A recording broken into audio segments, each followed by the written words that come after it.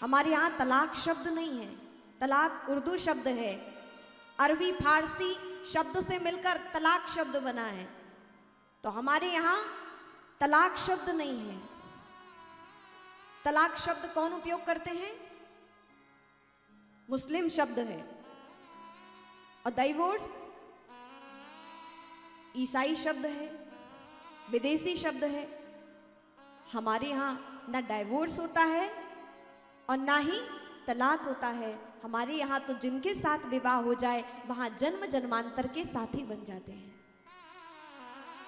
ये हमारी भारतीय सनातनी परंपरा है, इतनी दिव्य परंपरा जहां एक दूसरे का सम्मान है, जहां आप देखिए कि हमारी कितनी सुंदर सनातनी परंपरा है। जब एक पुत्री का आपस में विवाह होता है, जब वर वधू विवाह करते हैं तो उनके रिश्तेदार सगे संबंधी उनका पूजन करते हैं। आपने देखा होगा कन्या पूजी जाती है, वर पूजे जाते हैं। क्यों? क्योंकि उस समय वह भगवान विष्णु का रूप है और वह कन्या क्या है? लक्ष्मी जी का स्वरूप है। देखिए कितनी सुंदर दिव्यता से परिपूर्ण हमारे यहाँ ये संस्कार हैं, जहां लक्ष्मी के स्वरूप में और भगवान नारायण के स्वरूप में उन वर वधू का पूजन हो रहा है। परिवारीजन इतने सम्मान से उनका पूजन कर रहे हैं, प्रेमवत पूजन कर रहे हैं। ये हमारी सनातन संस्कृति है। आज जो मनमुटाव, असामंजस्य या जितना भी बिलगाव हो रहा है, उसमें कहीं ना कहीं दोष घर के परिवारीजनों का है, जो सुव्यवस्थित अपने संतान को वो शिक्षा नहीं दे पा रहे हैं, जिसके कारण उनके जीवन में बिलगाव हो रहा है। अच्छा, कोई भी माता पिता ये नहीं चाहते कि उनकी पुत्री का या पुत्र का बिलगाव हो जाए। चाहते तो नहीं है तो माना, लेकिन फिर भी कहीं ना कहीं उस शिक्षा की कमी रह गई, जिसके कारण उनके मन में ये नहीं बैठ पाया कि ससुराल ही हमारा परिवार है। जिस प्रकार ये हमारे माता पिता हैं, उसी प्रकार जिस परिवार में हम गए वो भी हमारे माता पिता हैं।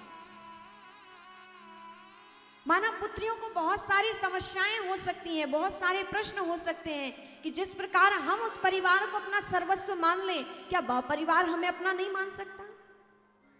तो यहां पर ससुराल वालों को भी ध्यान देने की आवश्यकता है।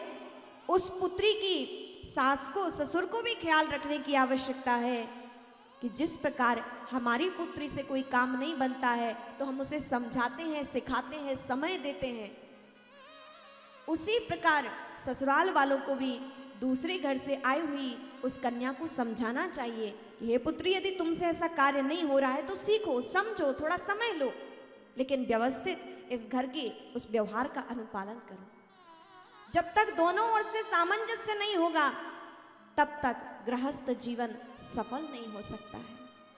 आज आप देखिए भारत में भी बिलगाव की बहुत बड़ी संख्या बढ़ती जा रही है।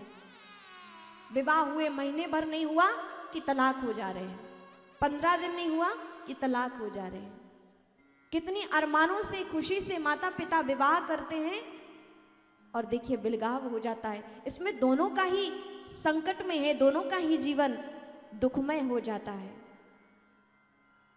इसलिए बड़े ही विनम्रता पूर्वक हम भगवान राम की कथा सुनकर अपने जीवन में कुछ ना कुछ ऐसे संकेतों को हम पहचाने, जीवन में धारण करें, ताकि हमारा जीवन सफल बन सके, सार्थक बन सके। हम जिस भी धर्म में प्रवृत्त हो वो धर्म हम वास्तविक रूप से जीवन में धारण कर सके।